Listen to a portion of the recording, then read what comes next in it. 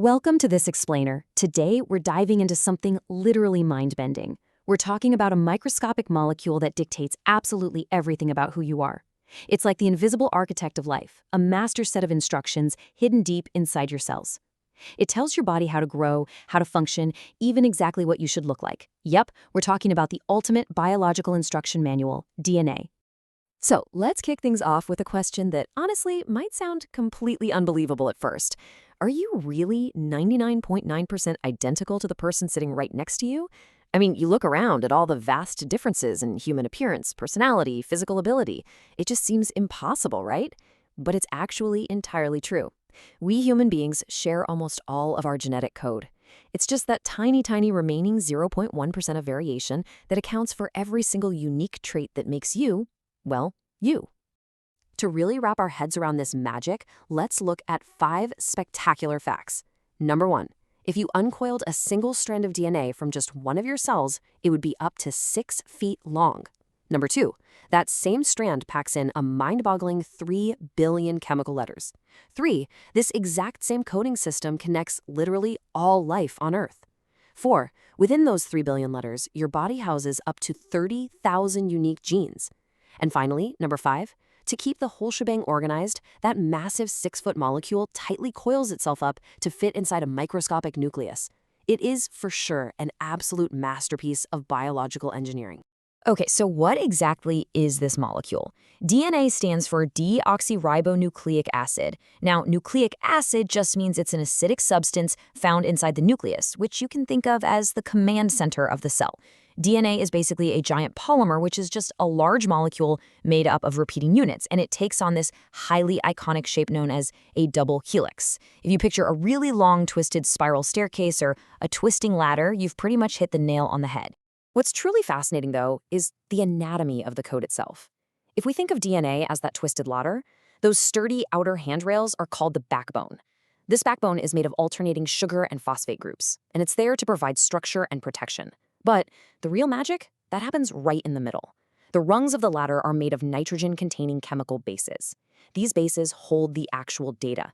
They are the biological letters that spell out the entire story of you. Now, the absolutely crucial point here is how these chemical letters interact. This genetic language is written entirely using just 4 letters: adenine, thymine, cytosine, and guanine, or simply A, T, C, and G. But here's the thing, they don't just float around randomly, not at all. They follow a strict chemical law known as the base pairing rule. A will always, and I mean exclusively, pair with T, and C will always pair perfectly with G. These pairs basically lock together in the middle to hold that entire double helix structure completely intact. And this whole setup brilliantly illustrates the unbroken chain of heredity. Because every living thing uses this exact same A, T, C, G alphabet, we're actually connected to the natural world in a super profound way. I mean, the DNA in your body is remarkably similar to the DNA in a frog or even a strawberry. Crazy, right?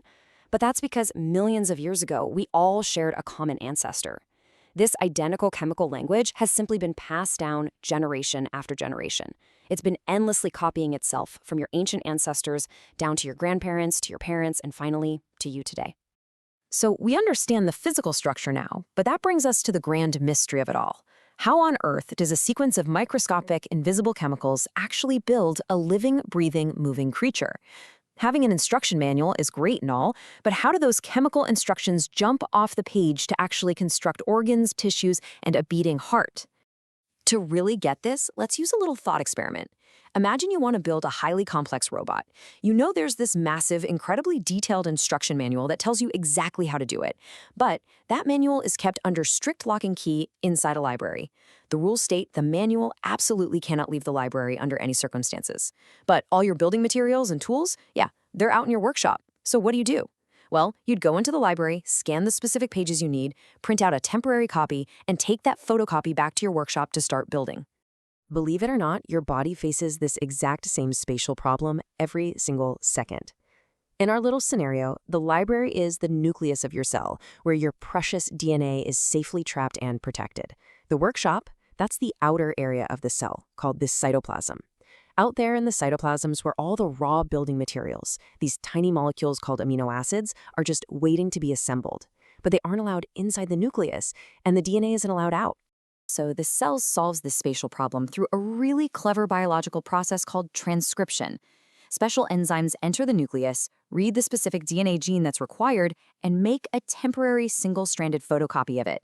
We call this copy messenger RNA, or mRNA. Because mRNA is so small and, importantly, single-stranded, it can easily slip right through the tiny pores of the nucleus. It effectively smuggles those critical instructions out to the workshop. Once that smuggled mRNA finally reaches the cytoplasm, the translation process kicks into gear.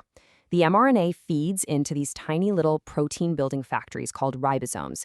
The ribosome reads the genetic code, but it reads it in specific three-letter words known as codons. Every time it reads one of these three-letter words, it knows exactly which specific amino acid to grab from the surrounding fluid. It snaps these amino acids together in a long chain, piece by piece, kind of like interlocking toy blocks, until it folds into a perfectly shaped 3D biological machine known as a protein. And you might be wondering, why are these proteins so absolutely vital? Well, because proteins do everything, literally everything. They're the molecular workers of your body. They transport the oxygen in your blood, they physically contract your muscles so you can walk and breathe, they form the enzymes that digest the food you eat, they even produce the pigments that dictate your eye and hair color, and they're the engines that allow damaged cells to divide and heal. Seriously, life is entirely possible because of proteins. Now, to manage all of these countless tasks, your body requires a vast amount of information. The human genome, which is the complete set of your DNA, contains an estimated 30,000 distinct genes. So, if your genome is a vast library, your chromosomes are the individual books. And those 30,000 genes, they're the individual chapters, providing the precise recipes for every single protein your body will ever need to survive. Okay, real quick before we move forward. As we look at what happens when this genetic code breaks down, please keep in mind that this following information regarding genetic conditions is purely for educational purposes, and it's absolutely not a substitute for professional medical advice. With that said, let's explore the science of mutations. Because this biological system requires copying 3 billion letters every single time a cell divides, occasionally mistakes happen. We call these mistakes mutations. A mutation is simply an error, a spelling mistake, or a typo in the DNA sequence.